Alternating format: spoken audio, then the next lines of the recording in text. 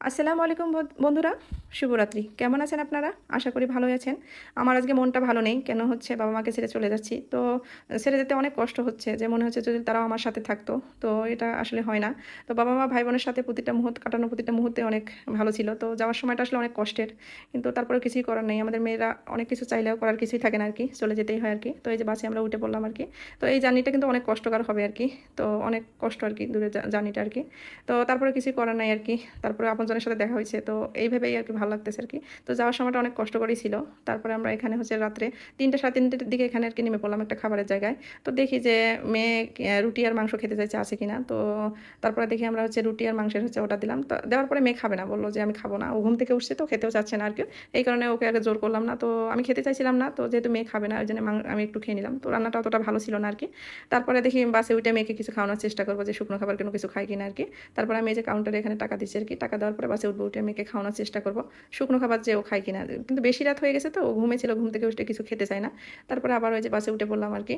তো বাসে কিন্তু যাওয়ার একটা কি, যে উঠে দাঁড়ানো যায় না। ট্রেন হলে একটু সুবিধা হইতো, কারণ বাসে আমরা উঠে দাঁড়াইতে পারি না, বাথরুম নেই, তো অনেক কষ্টকর একটা তো দিনের বেলা তারপরে কিন্তু আর বেশি কষ্ট হয়। তো আমরা দিনের বেলা এই কারণে যাই না, কিন্তু রাতের বেলা একটু আবহাওয়াটা ভালো থাকে, ঠান্ডা আবহাওয়া থাকে, গরমটা একটু কম লাগে। এই জন্য আমরা বেশিরভাগ হচ্ছে রাত্রেই যাই আর কি, দিনের বেলা যাই না আর কি।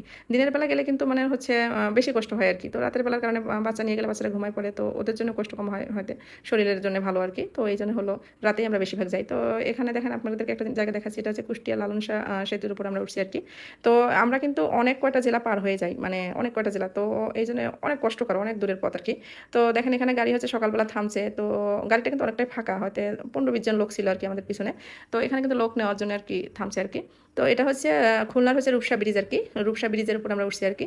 তো লোকজন কিন্তু অনেকটা মানে ফাঁকা হয়ে যাবে গেছে বাসে আর কি। এখানে আরও লোক নামছিল আর কি। তো আমরা কিন্তু এখন যে রূপসা ব্রিজের উপর উঠছি আর কি। তো আপনাদেরকে খুলনা যে রূপসা ব্রিজ আছে সেটাই দেখাচ্ছি আর কি। সেখানে আর কি আমরা এখন আছি। তো এখন সকাল হয়ে গেছে, এখন আর বাসে বসে থাকতে ভালো লাগছে না, নামতে পারলে আর কি বাসি আর কি। তো এখানে আরেকটা জায়গা আপনাদেরকে দেখাবো আর কি। এটা হচ্ছে হলো বাগেরহাটের হচ্ছে ঐতিহ্যবাহী একটা জায়গা, সেটা হচ্ছে ষাট গম্বুজ মসজিদ আর কি। তো আপনারা যারা দেখেছেন অবশ্যই অনেকে চিনবেন এই জায়গাটা, যারা দেখেনি তারা অবশ্যই এই জায়গায় আসবেন, কারণ এখানে দেশ বিদেশে অনেক জায়গা থেকে লোকজন আর কি আসে আর কি। পরিশেষে এসে নামলাম আর কি নিজের গন্তব্যস্থানে। তো আমার নামার শক্তিটাও মনে হয় নাই, মানে এতটা কষ্ট হয়েছে আর কি।